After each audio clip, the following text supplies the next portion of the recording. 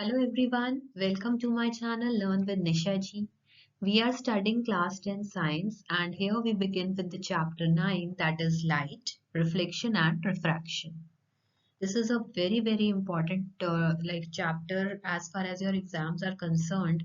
इसकी वेटेज काफी ज्यादा रहती है, काफी कंसेप्चुअल क्वेश्चंस आते हैं, इसमें से डायग्राम्स आते हैं, न्यूमेरिकल्स भी आते हैं. तो इस चैप्टर को बहुत अच्छे से प्रिपेयर करना ही चाहिए if you want to improve your overall score.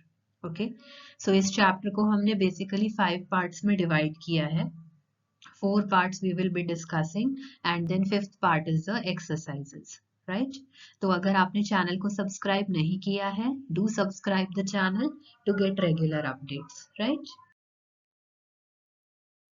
so we see a variety of objects in the world around us. Okay, so how we are unable to see anything in a dark room?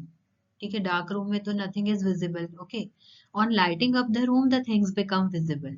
So what is it, ऐसा क्या factor है that makes the things visible?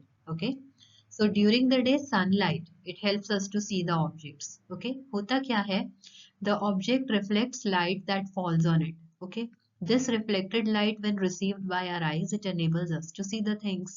Okay, now we are able to see things through a transparent medium as light is transmitted through it. Okay, now there are a number of common wonderful phenomena associated with light, like image formation by mirrors, okay, twinkling of stars, beautiful colors of a rainbow, bending of light by a medium and so on.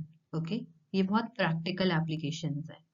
So a study of the properties of light helps us to explore them. उन्हें समझने में हमें means easy हो जाता है how these things are happening actually. Okay, now by observing the common optical phenomena around us we may conclude that light seems to travel in straight lines.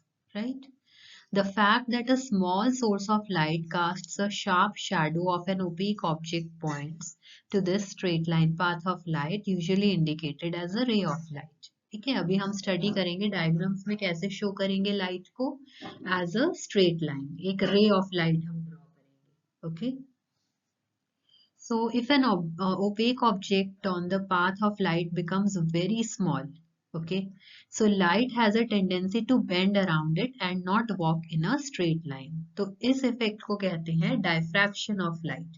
पर ये होता तब है जब वो ऑब्जेक्ट होता है जो वो बहुत ज्यादा छोटा हो जाता है. ठीक है, so then the straight line treatment of optics using rays fails. Okay, so to explain the phenomena of diffraction हम light को treat करते हैं as a wave. Okay, so if you are opting for science in class 11th वहाँ पे हम ये behavior को detail में study करते हैं, light as a wave. Okay, now in the beginning of 20th century it became known that the wave theory of light often becomes inadequate for treatment of the interaction of light with matter. ठीक है, and light often behaves somewhat like a stream of particles also. So this confusion about the true nature of light, it continued for many years till a modern quantum theory of light emerged, in which light is neither a wave nor a particle. So new theory reconciles the particle properties of light with the wave nature. तो इसमें dual nature हम study करेंगे. तो this is just for your information. अगर आप आगे opt करते हो, जैसे अभी हम क्लास 10 में तो इसको एज अ स्ट्रेट लाइन में मूव कर रही है, रे ऑफ लाइट है, ऐसे ही ट्रीट करेंगे. ठीक है, बट अगर आप हायर क्लासेस में स्टडी करते हो बहुत छोटे ऑब्जेक्ट्स के लिए, तब आप वेव थ्योरी भी स्टडी करोगे. Okay, now in this chapter हम क्या क्या पढ़ेंगे, we will study the phenomena of reflection and refraction of light and we will use the straight line propagation of light. Now, these basic concepts will help us in the study of some of the optical phenomena in nature. हम उसे explain कर पाएंगे, right? We shall try to understand this chapter. We will study the concepts of reflection of light by spherical mirrors, okay? Refraction of light and their application in real life situations. So, first topic is a reflection of light. A highly polished surface such as a mirror, it reflects most of the light falling on it. Okay, आपने laws of reflection of light पहले पढ़े हैं. Let's recall them. दो होते थे ना ये. One is angle of incidence is equal to the angle of reflection. Okay. And second is the incident ray, the normal to the mirror at the point of incidence, and the reflected ray all lie in the same plane. Correct? Now, these laws of reflection are applicable to all types of reflecting surfaces, including spherical surfaces. Okay? Plane mirror plus spherical surfaces. अब plane mirror में तो you are familiar with the formation of image. Properties क्या क्या होती थी इसमें. Image formed by a plane mirror is always virtual. Okay. Erect होती है. Size of the image is equal to that of the object. Image formed is as far behind the mirror as the object is in front of it, and image is laterally inverted. जैसे आप कभी भी एक paper पे एक alphabet लिखो और mirror के सामने खड़े हो जाओ तो आपको नजर आएगा it's literally inverted. Correct. So how would the images be when the reflecting surfaces are curved. थोड़ी कर्व्ड हो जाती हैं अगर. जैसे आप जो मिरर नॉर्मली यूज करते हो वो तो स्ट्रेट होता है, प्लेन मिरर होता है. अब अगर हम उसे कन्वेक्स या कनकेव फॉर्म में देखें तो क्या डिफरेंस आएगा. So let's have an activity. You take a large shining spoon. ठीक है, बहुत नई स्पून लो घर में जो हो. Now try to view your face in its curved surface. आप देखो. Do you get the image. Is it smaller और लार्जर. आप अपना फेस देख पाओगे बट आपको ऑब्जर्व करना है उसमें कोई डिफरेंस होगा. Okay. Now move the spoon slowly away from your face. Now observe the image कैसे चेंज हो रही है. Reverse the spoon. Back side से देखो. Repeat the activity. How does the image now look like. So you have to compare the characteristics of the image on the two surfaces. ठीक है. Spoon के दो surfaces होती है ना, एक फ्रंट जहां से आप खाते हो और एक बैक साइड. दोनों साइड से देखो. तो आप ऑब्जर्व करोगे the curved surface of a shining spoon it can be considered as a curved mirror. Okay. So most commonly used type of curved mirror is a spherical mirror. Now reflecting surface of such mirrors can be considered to form a part of the surface of a sphere. ऐसे assume कर सकते हो आपकी एक बड़ा सा sphere है, उसमें से एक part cut कर लिया हमने. Okay. Now such mirrors whose reflecting surfaces are spherical, they are called spherical mirrors. जैसे हम एक बार ड्रॉ करके देखते हैं. जैसे सपोज हमारा ये स्फेयर है. ठीक है. हमने यहाँ से ये वाला पोर्शन कट कर लिया तो ये वाला पार्ट जो है ये एक स्फेरिकल मिरर बना सकता है. Correct. Now we will study spherical mirrors. Right. The reflecting surface of a spherical mirror it may be curved inwards. Okay. और आउटवर्ड्स. दोनों तरह से हो सकता है. A spherical mirror whose reflecting surface is curved inwards, that is faces towards the center of the sphere, it is called concave mirror. जैसे आप इस इमेज में देखो, यहां से अगर आप देखोगे तो आपको मींस रिफ्लेक्टिंग सरफेस नजर आएगा. ओके. तो इस साइड को हम शेड कर देते हैं. तो this is concave mirror. Okay. And a spherical mirror whose reflecting surface is curved outwards.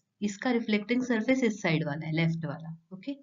तो इसको हम बोलते हैं convex mirror. So this is concave mirror, this is convex mirror. तो हम नॉन रिफ्लेक्टिंग साइड को शेड कर देते हैं लाइक दिस. फाइन. तो ये स्कीमेटिक रिप्रेजेंटेशन है. Now in these diagrams back of the mirror is shaded. This is what is done. Now you may now understand that the surface of the spoon curved inwards, ठीक है, that can be approximated as concave mirror. ठीक है. Spoon अगर आप लेते हो and the surface of the spoon bulged outwards can be approximated to a convex mirror. Right. Now before we move further on spherical mirrors we will like try to understand a few terms. उन्हें हम समझते हैं. तो अभी हम जैसे spherical mirrors के बारे में डिस्कस करेंगे तो ये टर्म्स काफी यूज होंगी तो आपको पता होनी चाहिए ये टर्म्स क्या होती है. Right. Now centre of the reflecting surface of a spherical mirror is a point called the pole. Right.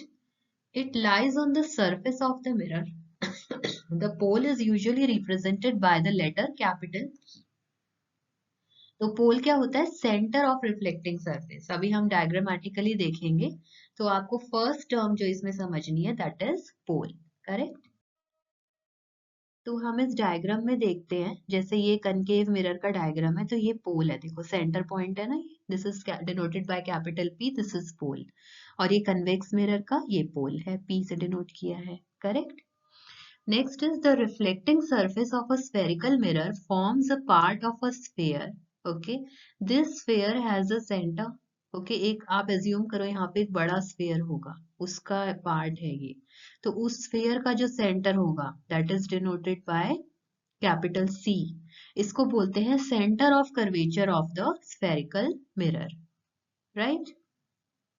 So you may note that the center of curvature is not a part of the mirror. It lies outside its reflecting surface. जैसे पोल जो है वो तो reflecting surface पे लाई कर रहा है mid में, C कहीं दूरी पे लाई कर रहा है, तो इसका C यहाँ होगा और इसका स्फीयर कहीं ऐसे कंप्लीट हुआ होगा, तो इसका सेंटर राइट साइड पे है, correct. So center of curvature of a concave mirror, it lies in front of it, इधर लाई कर रहा है, and for convex mirror it lies behind it, क्योंकि आप देख तो यहाँ से रहे हो बट उसके पीछे लाई करेगा, correct. Now the radius of the sphere of which the reflecting surface of a spherical mirror forms a part is called the radius of curvature of the mirror. ठीक है, कैपिटल R से denote करते हैं इसे, और क्या बोलते हैं, radius of curvature.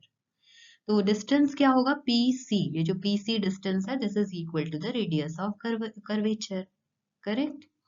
Now you imagine a straight line passing through the pole and center of curvature of a spherical mirror. जैसे ये जो PC, ये वाली जो लाइन है, इसी तरह यहाँ पे ये PC जो लाइन है, सो ये जो लाइन होती है इसको एक नाम देते हैं हम, that is the principal axis. ठीक है, ये हमारी प्रिंसिपल एक्सिस होती है।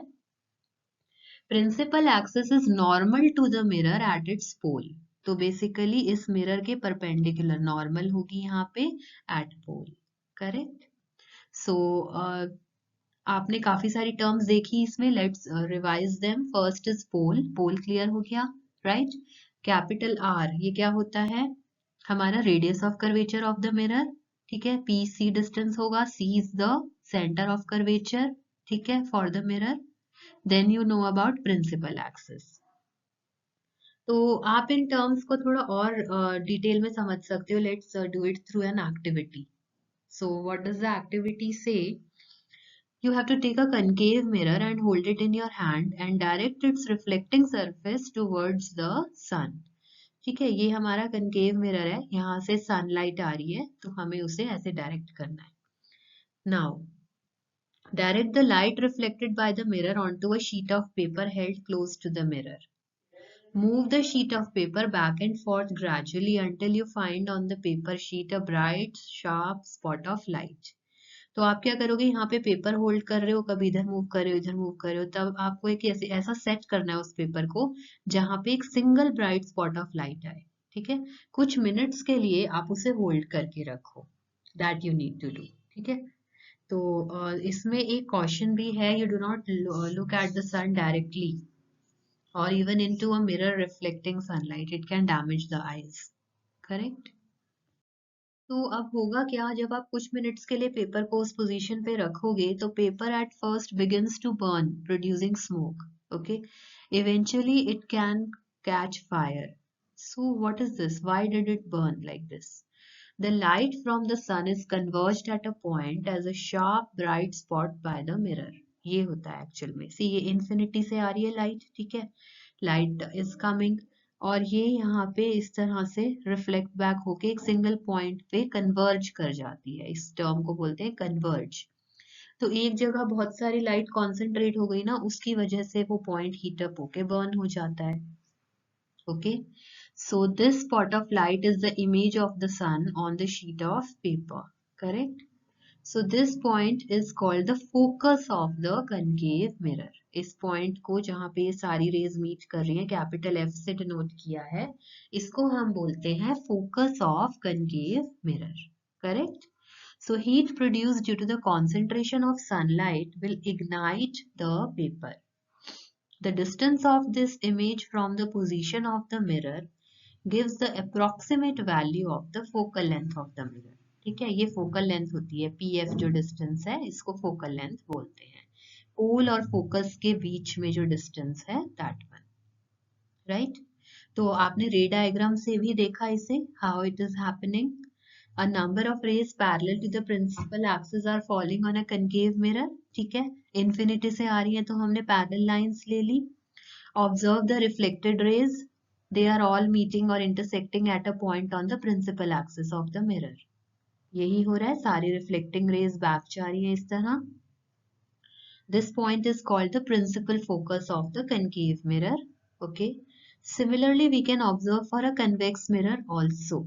ठीक है, कन्वेक्स मिरर में क्या होता है, देखो यहाँ पे इंफिनिटी से रेज आई, इसका फोकस राइट साइड पे लाई करता है, तो वहां से इस तरह इट्स गोइंग बैक. ओके, सो यहाँ से रेज इस तरह आ जाएंगी. So how are the rays parallel to the principal axis reflected by a convex mirror? They appear to come from a point on the principal axis.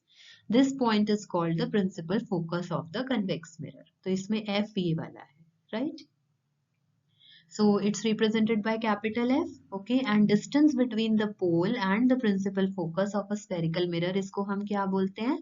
Focal length. और focal length को हम किससे represent करेंगे? Small f. ठीक है, capital F represent कर रहा है फोकस को, जो प्रिंसिपल फोकस है हमारा, जो पॉइंट है, और स्मॉल एफ डिनोट कर रहा है लेंथ को, फोकल लेंथ को. Correct. So the reflecting surface of a spherical mirror is by and large spherical. Spherical ही होता है वो, ठीक है. Surface then has a circular outline. Okay. Diameter of the reflecting surface of spherical mirror is called its aperture. Right. तो जो mn distance था हमारा, that is representing aperture. Right. We are discussing only such spherical mirrors whose aperture is much larger than the radius of curvature. हम ऐसे ही mirrors को discuss कर रहे हैं इस केस में, right?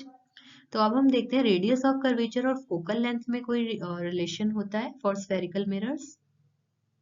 So for spherical mirrors of small apertures, ठीक है, radius of curvature is found to be equal to twice the focal length. अभी हम इसी टाइप के ही स्टडी करेंगे क्लास 10 में, तो आप यूज कर सकते हो capital R is equal to 2F. इस पे बहुत बार क्वेश्चंस आते हैं. करेक्ट.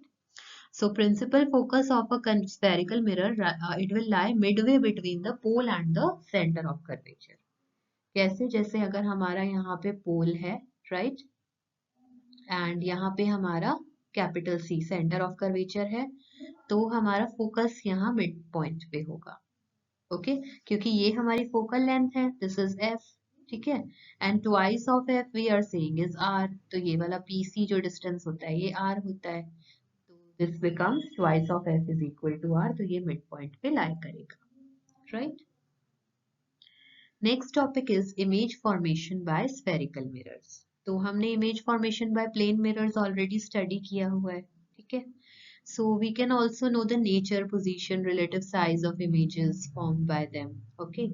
So अब spherical mirrors में हम इस तरह की स्टडी करेंगे कि concave mirror में किस तरह से images form होती हैं, real होती है, virtual होती है, enlarged होती है, small या diminished होती है, या same size की होती है. Everything we are going to study in details.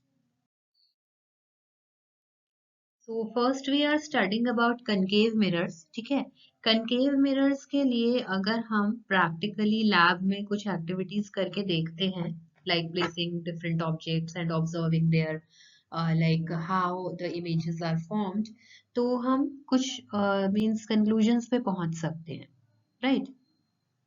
We see that the nature, position and size of image formed by a concave mirror, it depends on the position of the object in relation to the points P, F and C. P, F and C क्या थे? Pole, okay, focus, principal focus, centre of curvature, कि उनके respect में position of object कहाँ है, कहाँ object रखा है, उस हिसाब से हमारी इमेज कैसी फॉर्म होगी ये डिपेंड करता है. Okay, so image formed is real for some positions of the object, real भी रहेगी, ठीक है.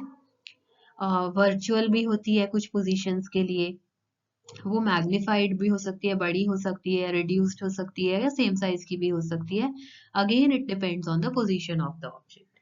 जैसे आपने प्लेन मिरर में देखा था, उसमें तो ऐसा कुछ नहीं था पोजीशन का कोई कंस्ट्रेंट, उसमें तो हर पोजीशन के लिए सेम रूल्स अप्लाई हो रहे थे.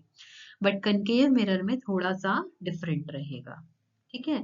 जैसे पोजीशन कैसे आप ऐसे एज्यूम कर सकते हो, let's say this is our mirror, okay okay. अभी हम एक वैसे जनरलाइज्ड एग्जांपल ले रहे हैं। This is let's say our pole, okay, this is centre of curvature, this is our focus, mid point पे है, ठीक है। तो कहने का मतलब ये है कि इमेज कैसी फॉर्म होगी ये डिपेंड करेगा कि सपोज हमारा ऑब्जेक्ट यहाँ है तो एक टाइप की इमेज फॉर्म होगी पोल और फोकस के बीच में, फोकस और सेंटर ऑफ कर्वेचर के बीच में ऑब्जेक्ट लाई कर रहा है तो एक डिफरेंट टाइप की इमेज बनेगी।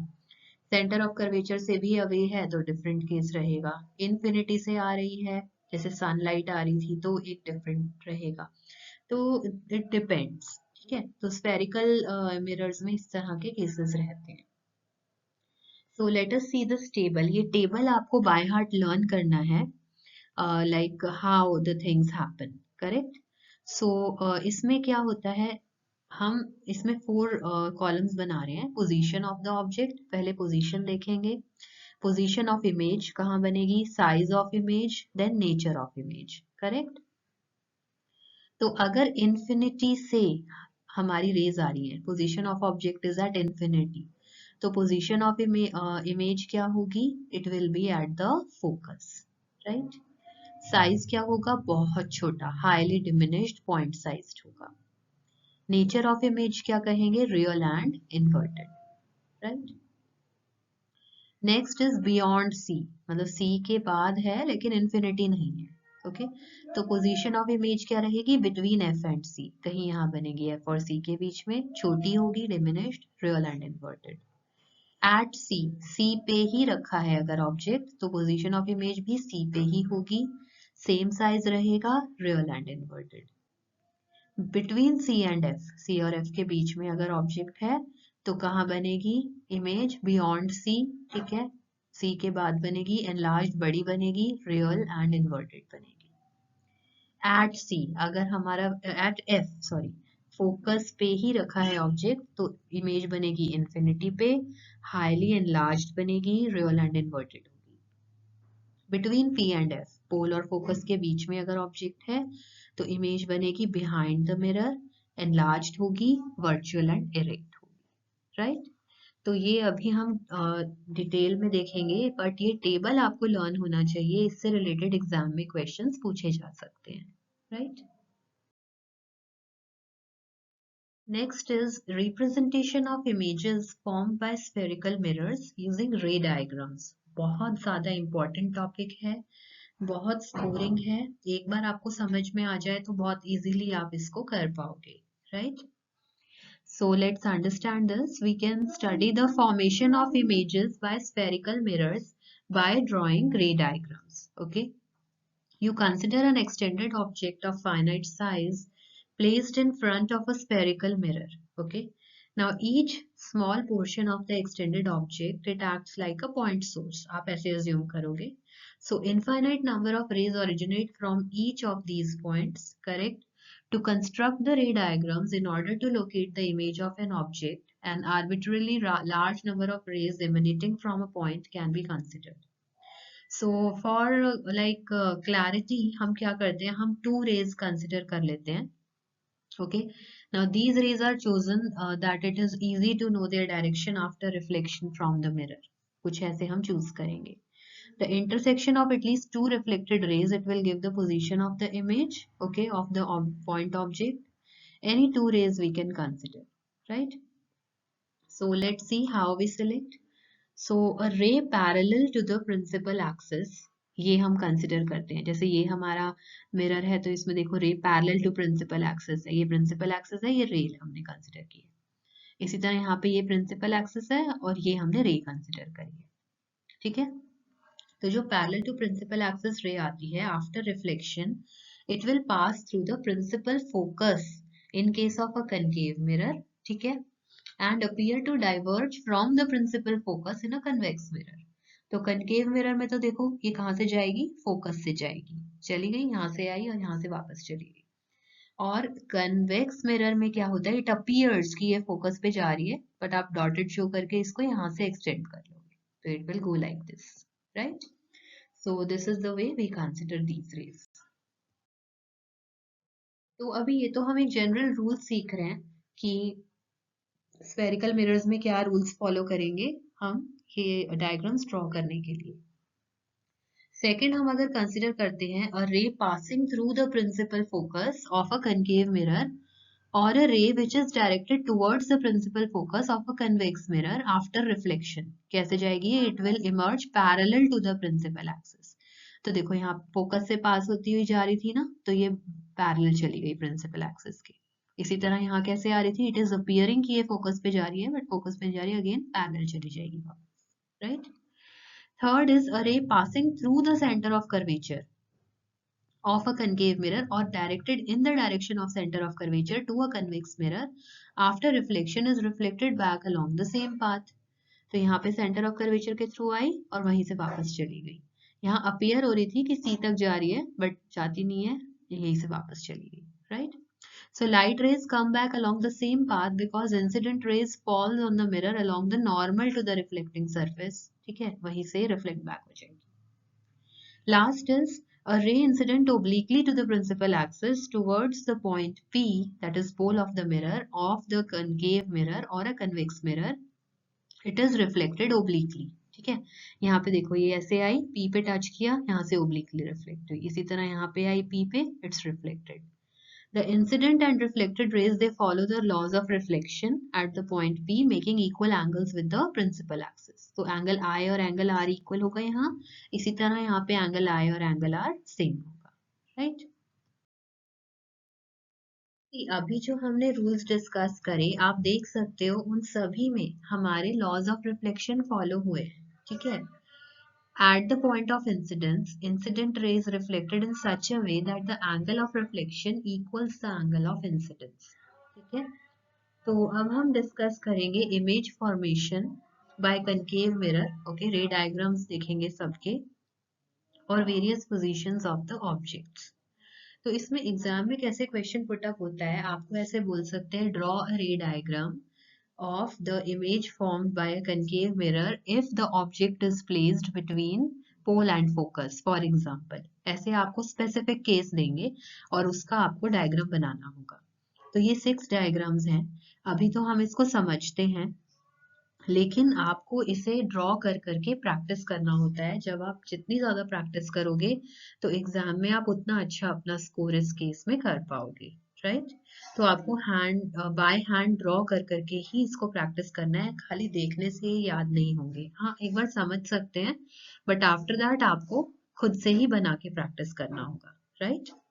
सो let's see the first case. हमारा ऑब्जेक्ट कहाँ है? ए बी हमारा ऑब्जेक्ट है, ठीक है। ये हमारा मिरर है, कनकेव मिरर, ठीक है। राइट साइड हमने शेड कर दी। P इज द पोल, ठीक है। F is the focus, C is the centre of curvature. तो हमने यहाँ से 3 रेज ले ली बेसिकली, एक टॉप से, एक बॉटम से, एक सेंटर से, ठीक है। तो जो रे हमारी पैरेलल टू प्रिंसिपल एक्सिस आई, वो कहाँ से पास होगी? फोकस से, राइट। ये भी पैरेलल टू प्रिंसिपल एक्सिस है, ये भी फोकस से। जो सेंटर ऑफ कर्वेचर से पास होती है वो रिफ्लेक्ट बैक हो जाती है। तो कहाँ इंटरसेक्ट हो रही है तीनों रेज? Eight the focus. तो इमेज फॉर्म हो जाएगी eight the focus, right. Second is हमारा ये ऑब्जेक्ट है A B, correct.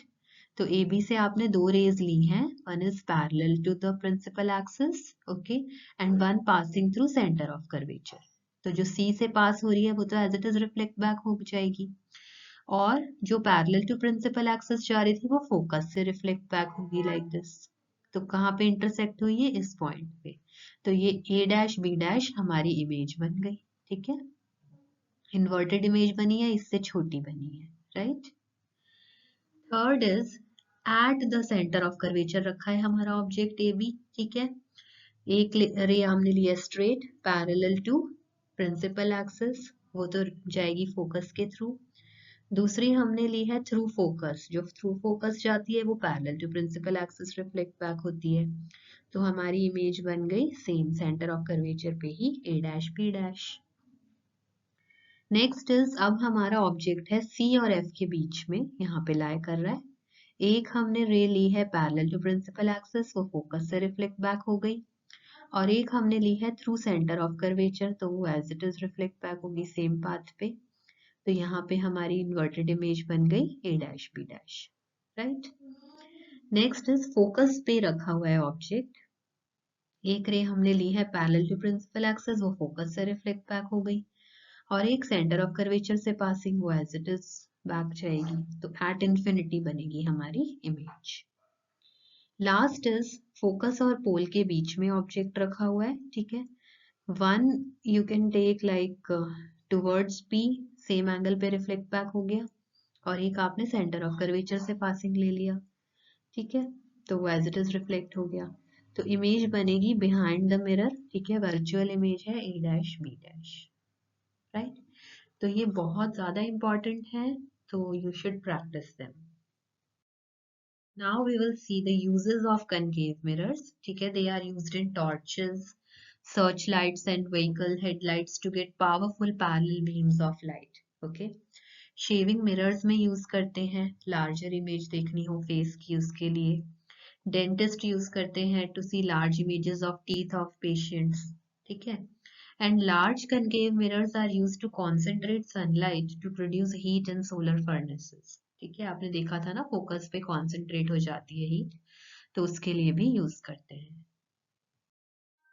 So next is image formation by a convex mirror. तो कनकेव मिरर के हमने सारे केसेस देख लिए, now we see for convex mirror.